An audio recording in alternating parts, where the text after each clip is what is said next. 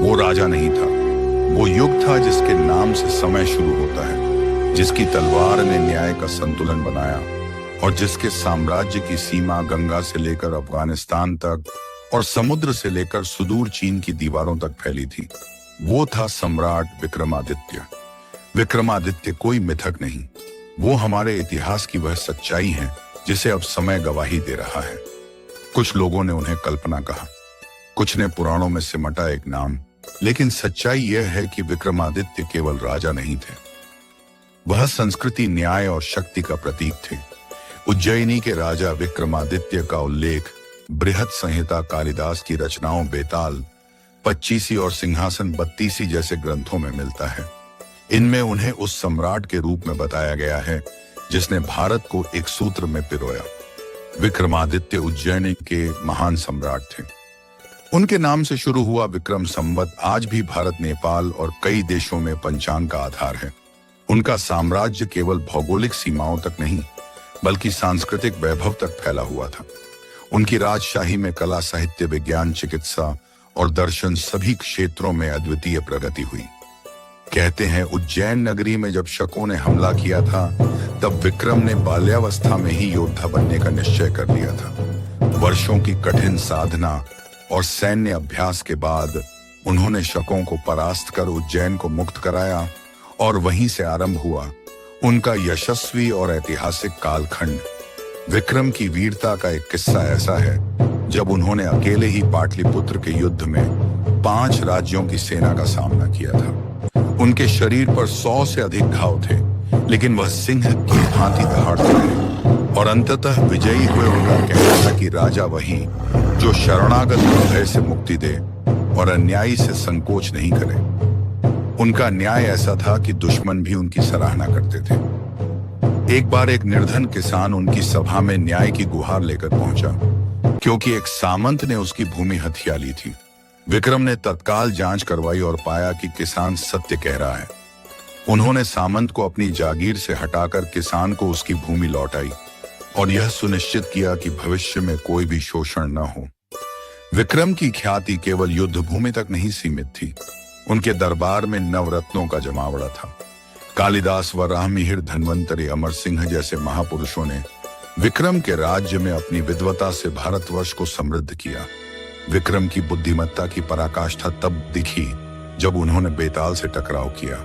हर बार जब वह बेताल को पीठ पर उठाकर चलने लगते, बेताल कोई जटिल प्रश्न पूछता और शर्त होती कि यदि उत्तर जानते हुए बोले तो बेताल उड़ जाएगा और अगर चुप रहे तो सिर फट जाएगा। विक्रम हर बार उत्तर देते और बेताल उड़ जाता, लेकिन विक्रम फिर उसे लाते। यह क्रम 25 बार चला।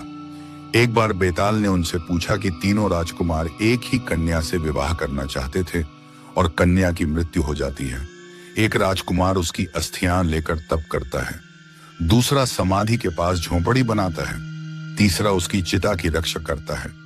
वर्षों बाद कन्या पुनर्जीवित होती है, तो उसका पति कौन होगा? विक्रम ने उत्तर दिया कि जिसने उसकी चिता की रक्षा की वही उसका पति होना चाहिए, क्योंकि वही सच्चा प्रेमी है। बेताल मुस्काया और उड़ गया। यह केवल कहानियां नहीं थी, यह विक्रम की तर्क क्षमता, नैतिकता और विवेक की परीक्षा थी। बिना क्रोध किए, बिना थके वह बार बार लौटते और अंत में बेताल ने स्वयं कहा कि ऐसा राजा संसार में कोई नहीं है। विक्रम का दरबार केवल शक्ति का प्रतीक नहीं था, वह संस्कृति का केंद्र भी था। उन्हीं के समय में आयुर्वेद को संस्थागत रूप मिला, खगोल विद्या में नए ग्रंथ रचे गए और कालिदास ने अभिज्ञान शाकुंतलम जैसी काव्य रचनाएं की। अब बात करें सिंहासन बत्तीसी की, जो विक्रम की असली गाथा को जीवित रखती है। कहते हैं विक्रमादित्य के सिंहासन पर 22 पुतलियां थीं, जो प्रत्येक उस समय जीवित हो जाती थीं जब कोई नया राजा उस सिंहासन पर बैठने जाता। हर पुतली विक्रम की एक कहानी सुनाती और कहती, क्या तुम भी विक्रम जैसे न्यायप्रिय, बुद्धिमान और साहसी हो? और हर बार राजा उत्तर नहीं दे पाता और सिंहासन को छोड़ देता। उन कहानियों में एक थी कि एक बार एक ब्राह्मण की बेटी ने न्याय की गुहार लगाई कि उसके साथ एक राजकुमार ने छल किया है। सारी प्रजा दुविधा में थी, लेकिन विक्रम ने बिना पक्षपात के साक्ष्यों और व्यवहार के आधार पर निर्णय लिया और पीड़िता को न्याय दिलाया। एक और कथा में एक संत ने एक यक्ष की मूर्ति भेंट की और कहा, इसे नगर में स्थापित करें, परंतु उसे कोई देख ना पाए। जब यक्ष प्रकट हुआ और नगर में भय फैला, तब विक्रम ने बिना डरे उसका सामना किया और उसे शांत किया। इन सभी कथाओं का उद्देश्य केवल मनोरंजन नहीं, बल्कि नीति शिक्षा और साहस का भाव देना था। विक्रम ने हर संकट में अपनी प्रजा की रक्षा की। वह राजा थे, लेकिन उनसे बड़ा कोई नहीं था, क्योंकि वह एक आदर्श बन चुके थे। भारत के इतिहास में विक्रमादित्य जैसे सम्राट विरले ही हुए हैं, जिन्होंने केवल तलवार से नहीं, अपने विचारों से भी साम्राज्य चलाया।